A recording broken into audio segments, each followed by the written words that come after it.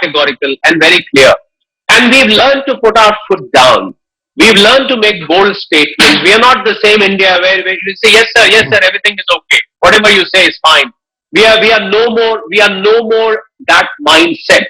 So I think India will not sign anything which is violative of its own domestic interest. We are a population of 1.4 billion people. We need to keep our interests protected. So I'm sure wherever we find that there are gaps in terms of promoting our own bilateral trade, promoting our own international trade, I think India will not hesitate. But when it comes to violating our own domestic interest, or let's say killing any particular industry, if I go more specific, I think India will not like to sign on the dotted line. That's one. And my second very important point here is, Uday, which is what is common in all the three Quad members besides India. They have all imposed very strong sanctions on Russia.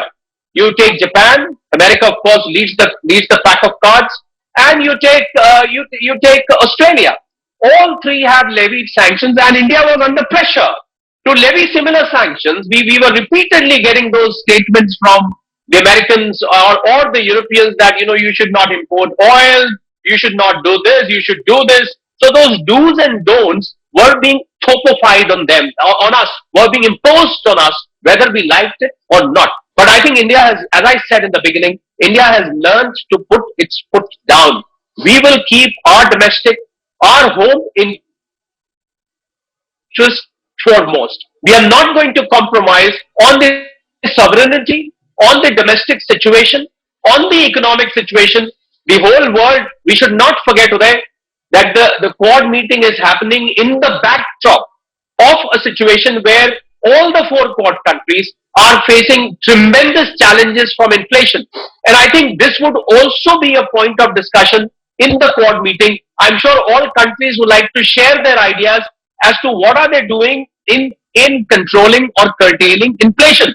So India is facing its own challenges at this point in time. We've got a challenge of fiscal deficit. We've got a ever so escalating import fuel bill.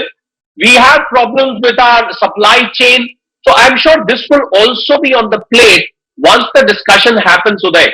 So therefore, any discussion which will move forward from here will always, I think, keep the domestic interest, the home interest, the national interest in the forefront. And if that is protected, I think India is open to do business with the rest of the world. Forget about Quad for that. All right, let me. Yes, indeed. Joe Biden, of course, was speaking there, outlisting some of the benefits of the IPEF. Sharad Kohli, your first reaction to these opening comments by the American president and also by the Japanese Prime Minister? I think President Biden doesn't travel too much, and this is one of the rare visits he's making, and I'm sure he's quite excited, not just on IPEF, but then also on basically visiting the whole region, because the Chinese threat, business-wise, geopolitical-wise, defense-wise, is growing by the day, and that is what is making Quad-type organization more and more relevant. Well, I think another point which I would like to draw here, which I'm sure Ambassador Vohra may or may not concur with me, is the United Nations. I personally feel that United Nations as an organization is gradually becoming ineffective and outdated. I mean, Ambassador Vohra will have to concur with me on this or not. I mean, I would love to have his critical thoughts on that. That is why these small regional organizations, they are looking far more effective. Why do you think they do it? So those, of course, were some points being made by